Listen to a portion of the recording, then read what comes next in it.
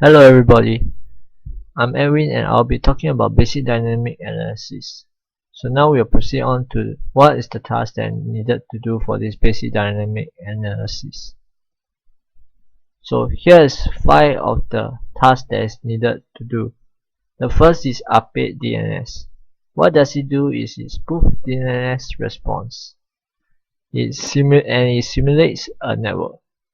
For rest short, it captures registry changes after executing the malware.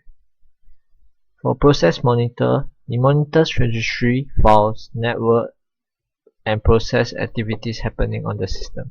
For process explorer, it identifies active processes, DLLs, connection, mutex, etc. For netcat, it is used for port scanning. For Wireshark, it captures network packet data and visualizes it.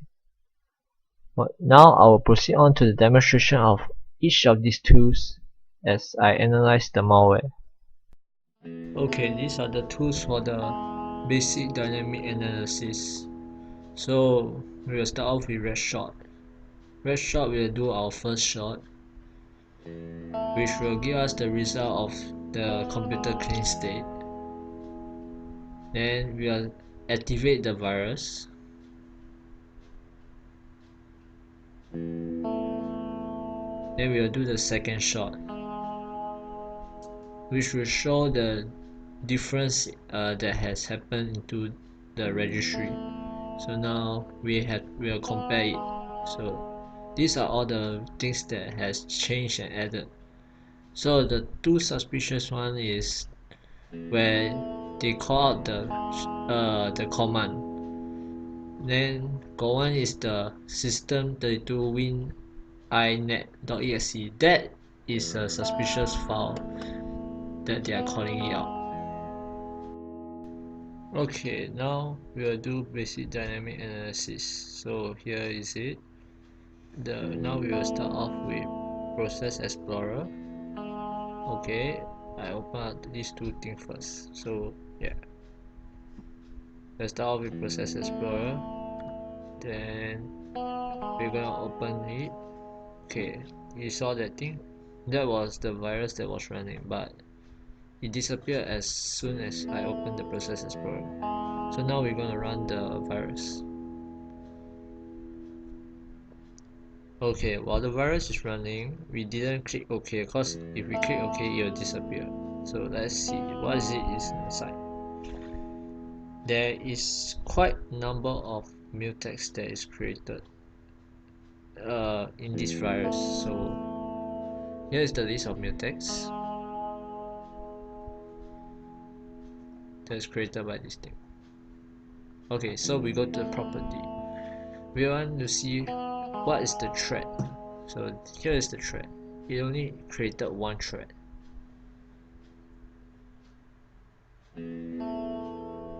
And that is the start address of this thread that it creates. And that's all for process explorer.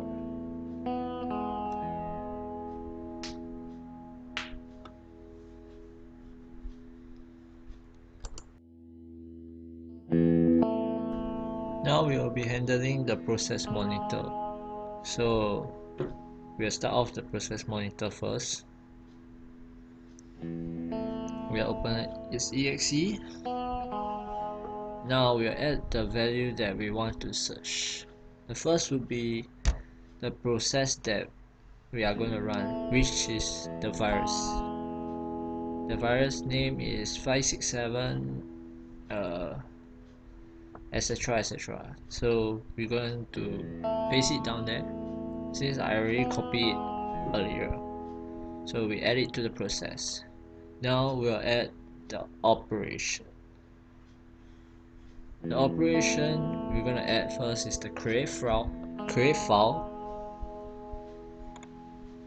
Then after this create file, we're gonna add the close file. Then we're gonna add the read file.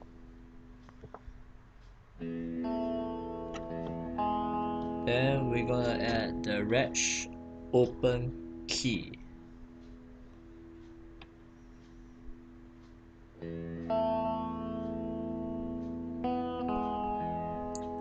Then we'll add the reg close key.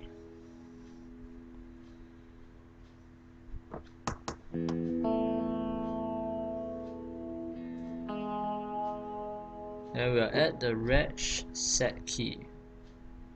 Set value.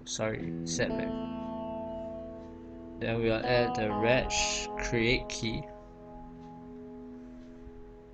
Sorry, I accidentally pressed wrongly.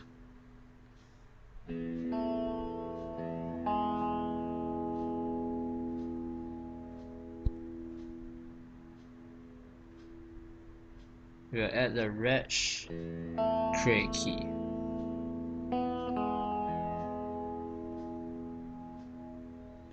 Now we'll add the thread create.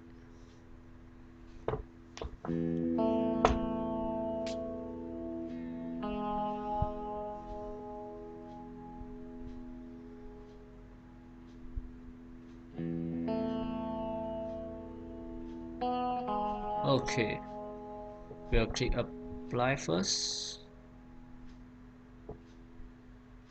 Okay, now we'll select the first three, the first four, which is the process and create file, close file, read file.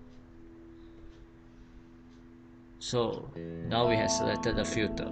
So now we will then start the malware. Okay, we should press OK. Okay. Now this is everything that is created from this specific malware. Everything in here is created by it.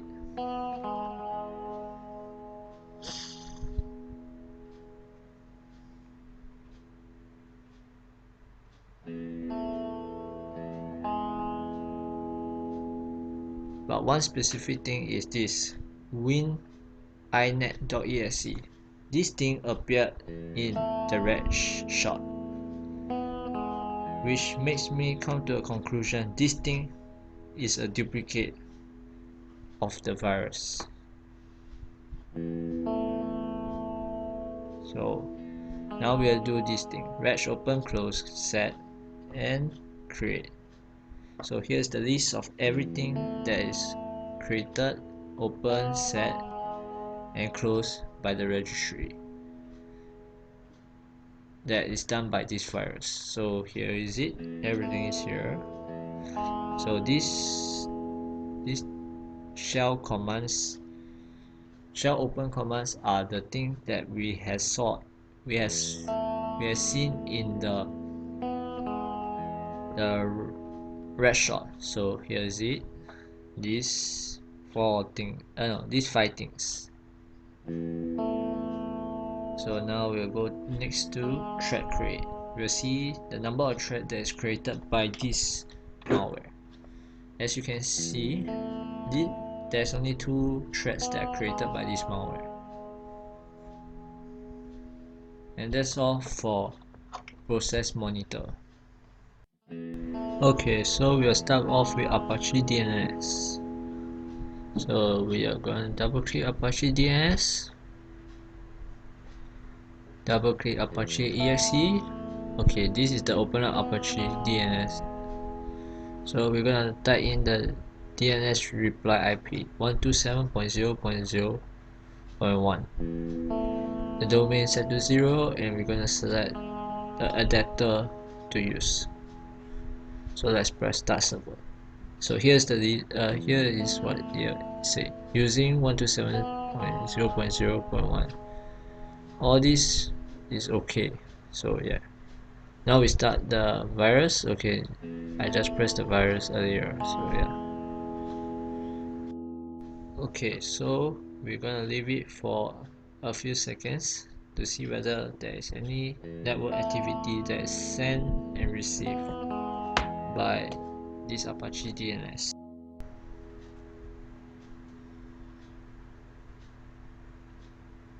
Okay, now we are going to stop the server.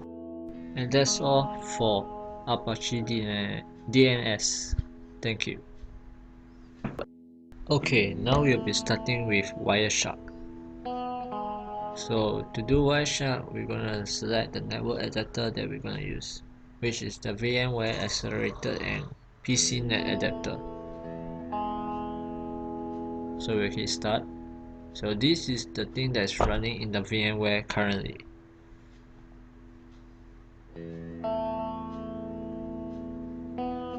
These are the network activities. So we're gonna filter it out to get the IP address of the victim to see if there is any network activity going on. So let's use CMD. We're gonna type ipconfig, and this is the IP address of the victim com. So we're gonna put the IP address in. What it means by IP.src, it means the IP source. So we just filter it out, and we doesn't see any network activity going on with the virus. So to double check, I ran the virus again, and there's nothing that appears in the Wireshark. So in conclusion, I think that this thing doesn't communicate. Okay, now we'll be starting with netcat.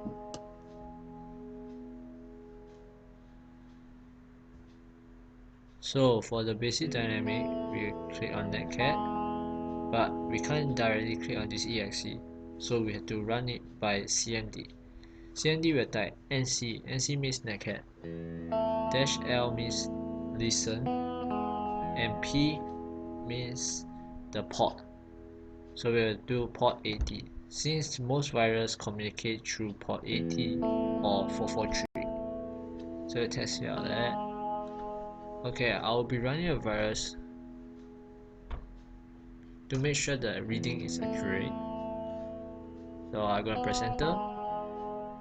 Okay, I already pressed enter. So I'm waiting for any result that will appear. Let's give it a few seconds to see if there's any result that will appear.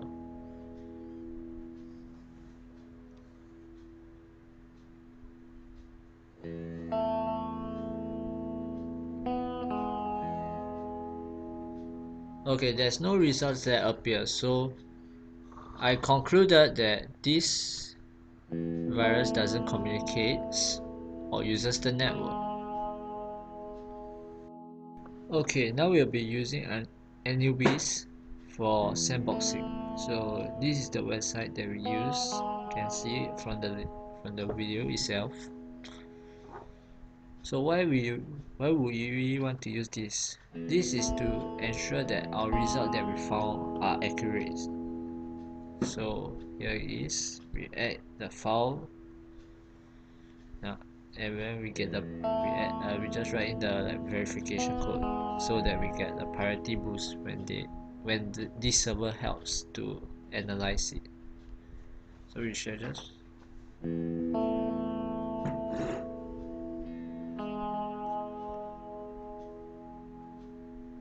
okay. So here is the task overview. So task ID, task name, the file name, the MD5 hash of this file, the analysis submitted, which is just now.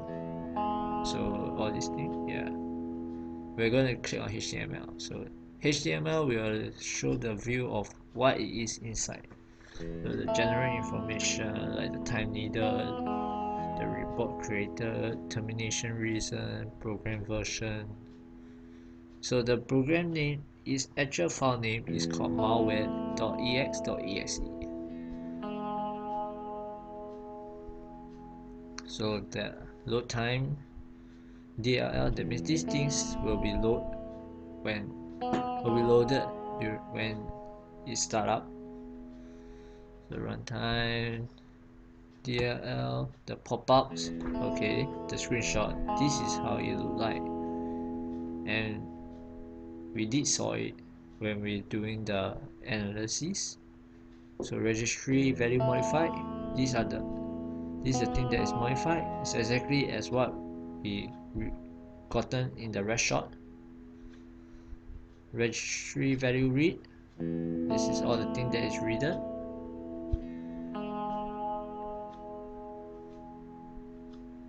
And file created. There's this 3 file that is created by this malware. File read. And then the file modify. There's the win inet. And common file, the memory map file. So that's all for the analysis report of this malware.